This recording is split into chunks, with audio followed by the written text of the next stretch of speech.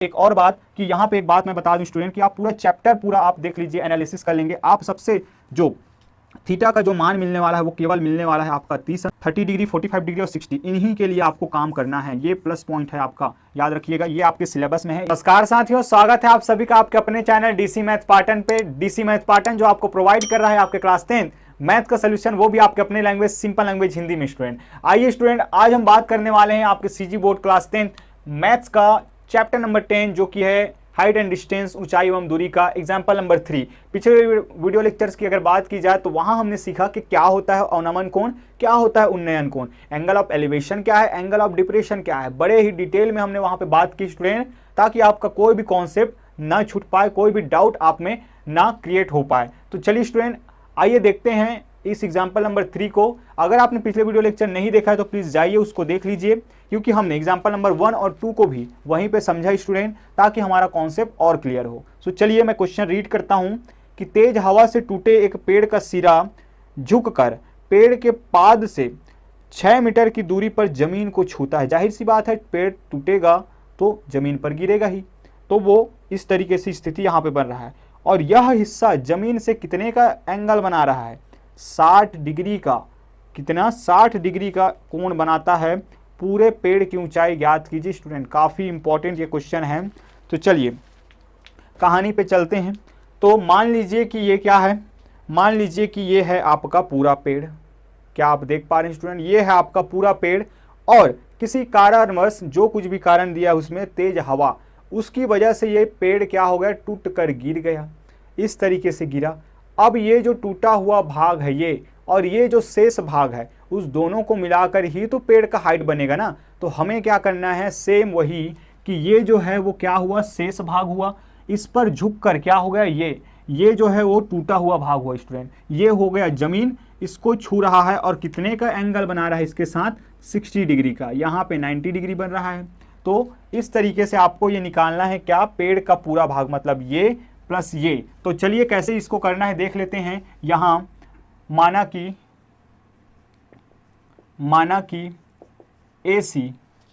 कि AC क्या है? पेड़ का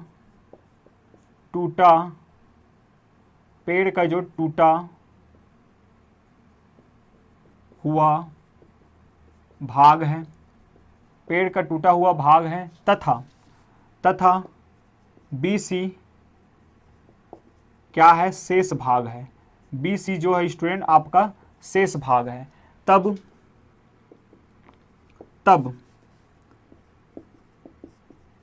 पेड़ की कुल ऊंचाई या पेड़ की ऊंचाई बराबर क्या हो जाएगा स्टूडेंट आपका? ये हो जाएगा AC प्लस BC। और यही आपको क्या ज्ञात करना है? ज्ञात करके लाना है कि AC प्लस BC कितना होगा।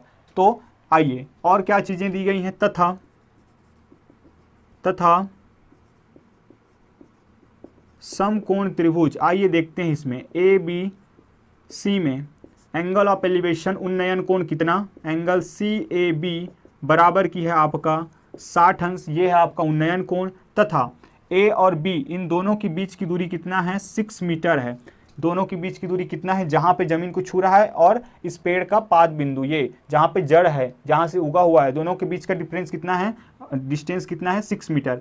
तो AB बराबर कितना? 6 मीटर। अब देखिए स्टूडेंट, ये आपने डेटा तो लिख लिया। अब फिर से वही बात कि यहाँ और यहाँ इन दोनों को आपको क्या करना है? फाइंड करना है। तो आपको याद होगा कि ऐसा कौन कौन सा हमारे पास ट्रिग्नोमेट्रिकल रेशियो है, त्रिकोणमितीय अनुपात है, जिसमें कर्ण शामिल हो, आधार शामिल हो, जिसमें आधार शामिल हो और लंब शामिल हो।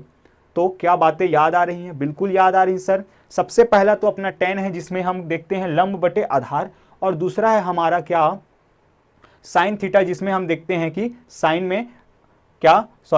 में होता है आपका लंब बटे कर्ण। ये लंब बटे कर्ण, या दूसरा ऑप्शन ये है कि आप कॉस का ले सकते हैं, जिसमें ये कहा जाता है कर्ण बटे आधार। कर्ण बटे, क्या बोल रहा हूं मैं भी, कि आधार बटे कर्ण। ये दो ऑप्शन, तीनों ऑप्शन आपके लिए खुले हैं। तो सबसे पहले हम tan लेने वाले हैं, जिससे हमें क्या पता चल जाए? ये लंब का मान पता चल जाए। तो फिर से आप लिखोगे, चूंकि आप जानते हैं कि क्या tan theta is equal to क्या होता है आपका? लंब बटे आधार लंब बटे आधार।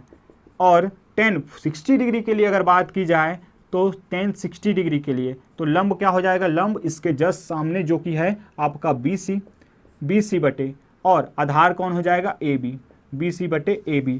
तो टेन 60 डिग्री का वैल्यू कितना होता है, टेन 60 डिग्री का वैल्यू होता है √3, और BC का मान तो आपको निकालना है, पेड़ का एक हिस्सा ही है ये, पेड़ का ये शेष हिस्सा है, और आपको ये मिलता है 6। तो इस तरीके से BC इज इक्वल टू कितना हो जाएगा आपका 6 मीटर हो जाता है स्टूडेंट। इसको बना दीजिए इक्वेशन नंबर 1, आगे चलकर ये काम आएगा। तथा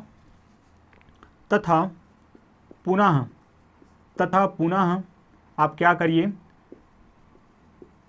समकोण त्रिभुज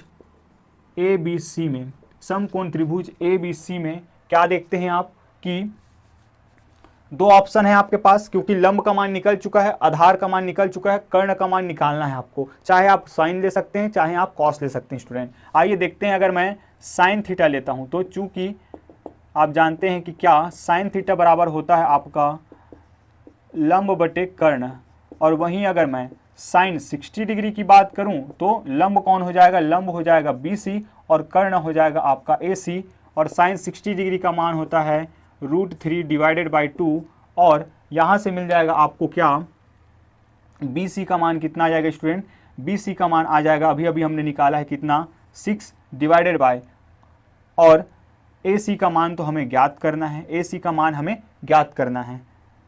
सॉरी, कुछ गड़बड़ हो रहा है, यहाँ से कुछ गड़बड़ हुआ है स्टूडेंट। यहाँ पे आएगा आपका 6 इंटू √3 मीटर, 6 इंटू √3। तो यहाँ से अब फिर से BC is equal to 6 into √3 divided by AC। तब यहाँ से हम देख सकते हैं कि क्या √3 से √3, या फिर आप कर लीजिए इसको क्रॉस मल्टीप्लिकेशन, तो क्या हो जाएगा आपका AC into √3 is equal to 2 into 6√3। AC का मान चाहिए आपको, तो AC इज इक्वल टू क्या हो जाएगा आपका 2 इंटू, ये तो हो जाएगा क्या 12 इंटू √3 डिवाइडेड बाय √3, दोनों कैंसल, तो आपको मिल जाएगा AC इज इक्वल टू कितना, AC is equal to 12 metre. इस तरीके से ये मिल गया आपको, और पेड़ का शेष हिस्सा, पेड़ का टूटा हुआ हिस्सा। अतः पेड़ की ऊंचाई AC प्लस BC, अर्थात AC का मान कितना आया है 12, धन उसका मान कितना आया है 6√3। यहाँ से कुछ कॉमन लिया जा सकता है, 6 कॉमन निकल जाएगा तो बच जाएगा आपका 2 प्लस √3 मीटर। एक बार मैच कर लेते हैं स्टूडेंट, क्या कहता है आपका बुक। बिल्कुल एग्जैक्टली यही आया है, √3 पहले लिखा गया है, कोई दिक्कत नहीं है क्योंकि प्लस है दोनों चीज़ें। तो ये हो जाएगा आपका स्टूडेंट आंसर, ये है आपका आंसर। घबराने वाली बात नहीं है, चाहे तो आप √3 को पहले लाइए, कोई दिक्कत नहीं होगी। तो इस तरीके से हमने इस क्वेश्चन को कर लिया। बढ़ते हैं आगे और देखते हैं हम इसके नेक्स्ट पार्ट एग्जाम्पल नंबर 4 को।